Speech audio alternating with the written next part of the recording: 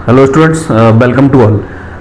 Students, आज हम लोग जो लेक्चर में डिस्कस करेंगे वो करेंगे बीए सेकेंड सेम का जो सिलेबस अभी नई शिक्षा नीति के अकॉर्डिंग आया है उसको मैं यहाँ पर आपको बता रहा हूँ। इसके अतिरिक्त जो बीए एलएलबी सेकेंड सेमेस्टर का सिलेबस है वो भी कुछ कुछ हमें सेम नज़र आता है। तो बीए फर्स्ट सेमेस्टर और बीए सेकेंड सेमेस्टर के सिलेबस में क्या है वो हम लोग यहाँ पर बताने जा रहे हैं। तो सबसे पहले मैं आपको बताना चाहता हूँ कि जो हमारा सिलेबस स्टार्ट हो रहा है बीए सेकेंड सेमेस्टर का और बीए एलएलबी सेकेंड सेमेस्टर का, वो सिलेबस लगभग एक ही है। तो सबसे पहले मैं स्टार्ट करता हूँ बीए सेकेंड सेम की सिलेबस से। तो यहाँ पर हमारा जो सिलेबस है वो क्या है ये देखना हम लोग यहाँ पर स्टार्ट करते हैं। तो यहाँ पर बीए सेकेंड सेम सिलेबस, तो बीए सेकेंड सेम के सिलेबस में क्या क्या है और यहाँ पर हम लोग लिख सकते हैं BA LLB second same syllabus. और स्टूडेंट्स यहाँ पर एक बात और बताना चाह रहा हूँ कि एलएलबी के जो सेमेस्टर हैं, अब जो 6 सेमेस्टर आपके होने वाले हैं उसमें हिस्ट्री को कंपलसरी भी कर दिया गया है। तो अब हम डिस्कस करते हैं यहाँ पर सिलेबस को। तो यहाँ पर जो सिलेबस हमें पढ़ना है वो पढ़ना है 1206 से लेकर 1707 तक।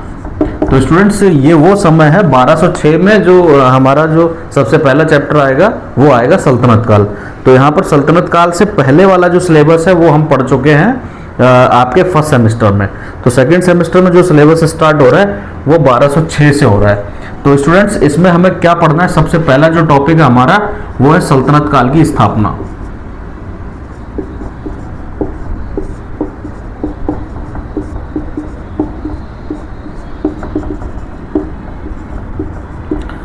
तो स्टूडेंट्स इसमें सबसे पहले हमें 5 राजवंश पढ़ने हैं। तो 5 जो डायनेस्टी हैं वो कौन कौन सी है यहाँ पर मैं लिख देता हूँ। सबसे पहले हमें यहाँ पर गुलाम वंश पढ़ना है,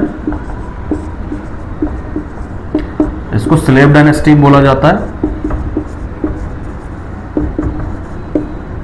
उसके बाद स्टूडेंट्स हमें जो पढ़ना है वो खिलजी डायनेस्टी पढ़ना है, खिलजी वंश।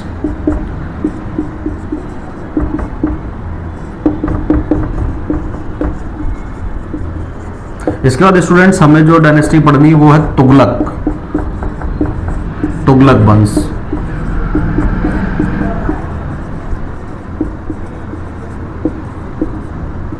तुगलक डायनेस्टी। इसके बाद जो डायनेस्टी पढ़नी स्टूडेंट्स वो हमें पढ़नी सैयद डायनेस्टी, सैयद वंश।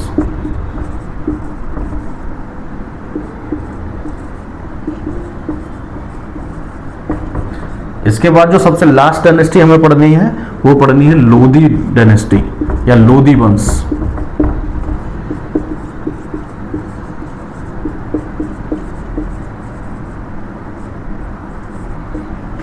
ये 5 राजवंश हमें पढ़ने हैं। तो स्टूडेंट्स सल्तनत काल में तो हमें यही पढ़ना है। इसके बाद हमारा जो नेक्स्ट चैप्टर स्टार्ट होगा वो होगा मुगल वंश। तो स्टूडेंट्स 2 चीजें आपको यहाँ पर पढ़नी पड़ेंगी, एक तो सल्तनत काल, दूसरा हमें पढ़ना पड़ेगा मुगल काल। तो सल्तनत काल के बाद अब हम लोग देखते हैं मुगल काल के बारे में। स्टूडेंट्स अब हम लोग पढ़ेंगे मुगल डायनेस्टी। तो मुगल जो नाम है वो मंगोलों से लिया गया है। तो यहाँ का जो सबसे पहला शासक था बाबर, तो बाबर जो है वो मंगोलों से संबंध रखता था, इसीलिए इसको हम लोग मुगल डायनेस्टी के नाम से भी जानते हैं। तो यहाँ पर मुगल डायनेस्टी में कितने शासक होंगे वो मैं यहाँ पर एक एक करके बताने जा रहा हूँ आपको।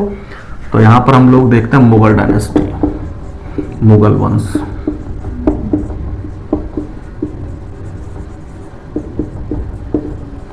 मुगल डायनेस्टी और इसका जो टाइम पीरियड रहेगा वो रहेगा 1526 से 1707।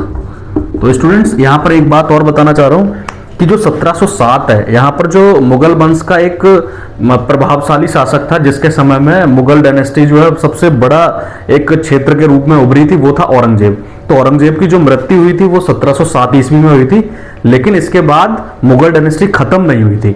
इसके बाद कई और अन्य शासक थे, तो उनके बारे में हम लोग नेक्स्ट सेमेस्टर में पढ़ेंगे। तो अभी हम लोग पढ़ने जा रहे हैं मुगल डायनेस्टी। तो मुगल डायनेस्टी में हमें कितने शासक पढ़ने हैं, लगभग इसमें 6 से 7 शासक हमें पढ़ने हैं। वो कौन कौन से मैं एक एक करके आपको बता रहा हूं। तो सबसे पहला जो इसका फाउंडर था वो था बाबर।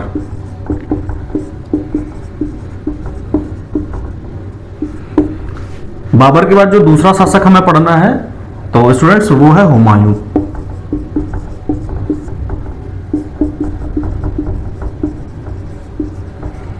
स्टूडेंट्स इसके बाद हमें जो नेक्स्ट शासक पढ़ना है वो है अकबर।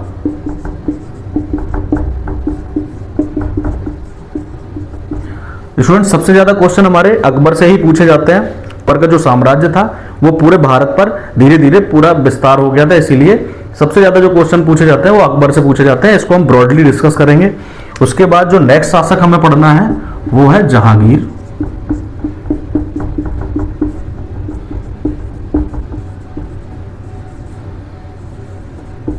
स्टूडेंट्स जहांगीर का जो शासनकाल है वो भी बहुत ज्यादा इंपॉर्टेंट है, हमारे पेपर्स में वहां से भी क्वेश्चन मिलते हैं।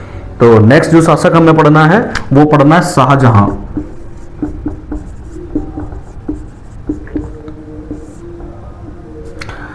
और स्टूडेंट्स शाहजहां के बाद जो नेक्स्ट एम्परर है, और इसको हम लोग कह सकते हैं सबसे ज्यादा हमारे लिए मोस्ट इंपॉर्टेंट भी रहता है, क्योंकि यहाँ से कई सारे क्वेश्चन बनते हैं और जो कॉम्पिटिशन्स के पेपर होते हैं वहां पर भी बहुत ज्यादा क्वेश्चन औरंगजेब से पूछे जाते हैं। तो स्टूडेंट्स सबसे लास्ट वाला जो है वो है औरंगजेब।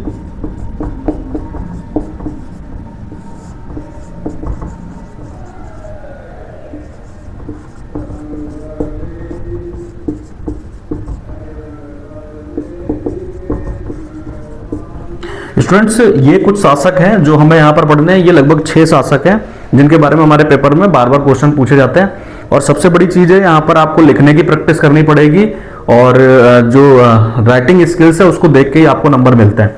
तो लिखना कैसे है स्टूडेंट्स, इसके बारे में भी हम एक एक करके अभी लेक्चर बनाएंगे। तो अभी यहाँ पर जितने भी शासक हैं इनके बारे में एक एक क्लास देखना बहुत जरूरी है। तो अभी जो नेक्स्ट लेक्चर हम लोग करने वाले हैं उसमें हम एक एक करके इनके बारे में ब्रॉडली पढ़ने वाले हैं। तो स्टूडेंट्स ये इंपॉर्टेंट सिलेबस था आपका। इसके बाद यहाँ पर एक सिलेबस में एक चीज और पढ़ना है हमें, वो है मराठा साम्राज्य।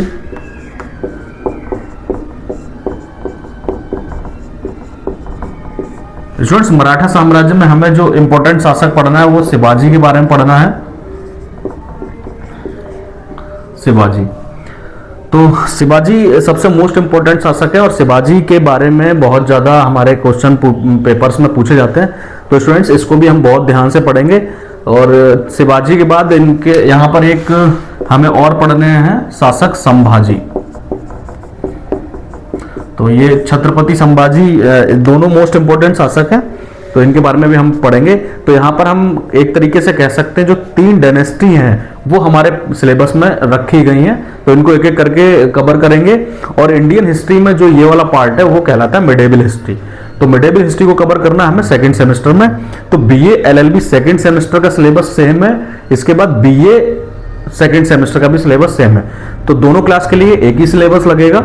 तो आप लोग थोड़ा सा अपना सिलेबस देखिए और उसके बाद हम लोग एक एक करके इसको ब्रॉडली डिस्कस करेंगे नेक्स्ट वाले चैप्टर में। तो आज के लिए वीडियो खत्म करता हूँ, फिर नेक्स्ट टाइम मिलते हैं एक नए टॉपिक के साथ। Thank you very much.